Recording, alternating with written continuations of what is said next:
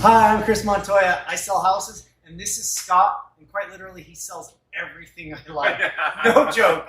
Scott, I would say tell me about your business, but let's talk about your businesses. Okay, sure. So I'd like to think that it started, well, it did start with the bikes, but it really has grown to just a bunch of fun things that I like to do, which makes it work at times, but most of the time it's fun. So bikes, coffee, beer, pizza and food, just a little bit of let's talk about all the three things: bikes, coffee, pizza, food. All things I could totally get into. Right. So let's start with my favorite thing, obviously, which is mountain biking. You do some repairs here. Tell me about your shop. Yeah. So we sell mountain bikes, and I'm actually gravitating towards primarily off-roading, meaning mountain bike and gravel. Okay. We have lots of dirt roads around for those people that want to get longer rides in on a gravel bike and get away from traffic. But really, it's mountain biking, and that's kind of what's put Canon City on the map. Is the mountain biking that we've developed over the last 10 years, and a single track that's accessible from the shop. So when you say put it on the map, when did mountain biking get on the map for you? Well, let's see. I started the shop in 2012, and it was, I'm trying to remember, it was right around 2013 that we actually started cutting trail up at Oil Flats, and it was right around 2016 that 2017 that Pink Bike did an article on Oil Flats, and the next thing you know, Denver's coming down here every single weekend during the winter to ride. So yeah. So it's been about 3 years, 4 years. But what about how long have you been mountain biking yourself? Oh man, so I started mountain biking in '94. So we're going on 25 years now. And with that, it started with fully rigid bikes on dirt roads and double track. And since then, it's just evolved into my lifestyle. And that's part of the reason why I left teaching. Spending too much money on bikes. You can't afford super nice ones on the teacher salary. You might as well sell them yourself. Yeah, sure. Yeah, so that was it. Yeah. Very cool. So since we talked about the one part of your shop, let's talk about if I came to get coffee in the morning, which I have before. What's the one thing that people don't know? What's your favorite thing on the coffee side? Man, the wraps. If we're talking about like menu items, is that what you're talking about? Okay, sure. So the chicken wraps that we have for lunch, they're really good. Sneaky delicious. Yeah. Yeah, for sure. That's the one thing that I always forget that we serve over there. And when I occasionally order one for myself, I'm like, oh yeah, these are really good. Fair enough.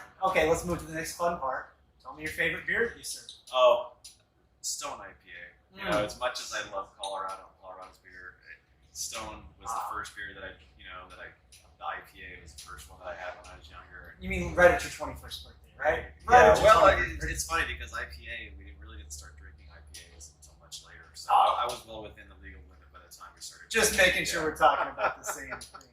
So, so can I tell you my favorite thing about your Yeah, please do. I love the bar? The Handlebar. The Handlebar. I love the name. All their bike names. But honestly, it's that little pavilion in back that you can protect it from the shade, protect it from the wind, still have the elements. I love that glass door that opens up. Yeah. It brings a different sort of feel to our community. And I think doing this for our community, which I don't know if that was your intention, but it really worked out well. It's a great ad piece to our community. Yeah. And so, did you think about that when I know you're on city council. Yeah. So, if you're asking, did I have a plan for it? Yes, because the garage door was in the patio. If I can regress a couple of years, I started my bike shop in the back of this particular building in 2012, and long before I built it out and did all the remodeling, I saw the potential. The back patio was the way my customers came in and out, and even for us as riders, we would hang out there and drink beer after rides. And I was like, this would make a great place. And when the opportunity presented itself for me to acquire the building, I did. And I already had the vision. I already knew. I had lots of time to think about it. So, I built it with the bike shop and having a certain footprint, the coffee shop. I knew we were going to need a kitchen. kitchen. So I went ahead and planned all that, and then I took the extra space and I said, all right, well, I'm just gonna make myself a little bar, you know. That's a great move, by the way. Yeah. Great move, by the way. And you know, and again, it was more of a hobby at the time, and even as of today, it's still a hobby that you mentioned doing things for the community. I do intend to do more with it over time. As you know, we're kind of in a rough time right now, and it's really tough to make some long-term plans. So that eventually, I see it becoming another dimension of the business. No, for sure. So last tough question. This is the stumper here. One trail, all Fremont County. Your favorite, you pick it.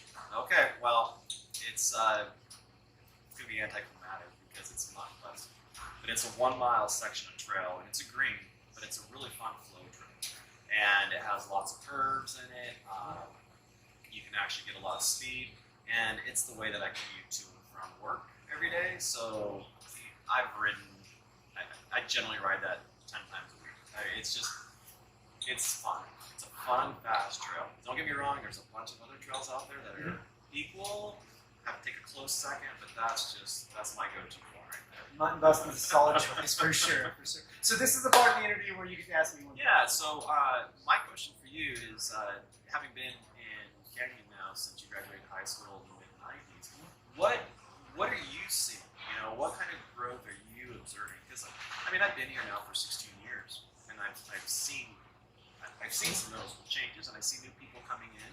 I see a lot of people leaving the Front Range to come down here to escape the madness up there.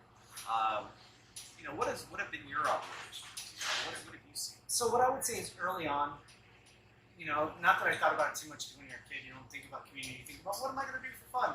But that's actually the truth of it. There's more things to do now. Right, so I would say there was a stagnation in the 90s and maybe even into the early 2000s, just a stagnation of how Canon City was operating. But since we've opened up our trail systems, since we've made a heavy focus on downtown, I just love the direction we're headed in. You do see a lot of people coming from the Front Range down here, and I don't blame them because Canon City is like one of the last affordable communities. Not to mention the fact that once living in Denver, I mean, I say this all the time. I can't imagine. My commute's 4 minutes. I go. And you ride your bike to work on a sweet mountain bike trail, your favorite trail. Yeah. So, I mean, can you do that in Denver?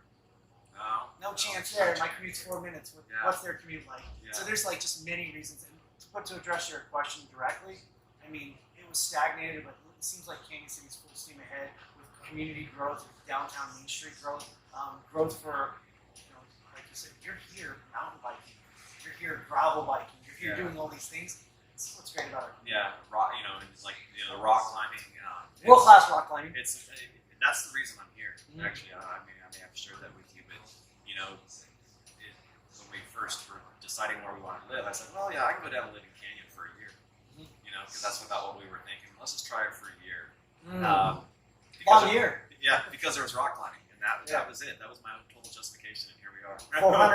480 bolted routes, 80-foot climbs. It's nuts. It's nuts, just right outside. Yeah. When I used to climb a long, long time ago, when I was probably in shape to climb, we'd see people from the UK, we'd see people from Canada, we'd see people from all over the world. It's a world destination. It's a world destination. It's one of our best kept secrets. Yeah, it actually is, and that's where the next growth. Yeah. I think that's where we're going to see more people moving into town. In fact, as my staff continues to grow, every single one of them is interested in climbing, if not already climbing. Yeah. It's just kind of strange to see that happen. Yeah. All the things we say great about Canon City, there's always just like, oh, there's one more thing. Oh yeah, I forgot this one other thing that makes Canon City great. So awesome. Hey man, I really appreciate your time. Appreciate it. Thanks, brother. Thanks, guys.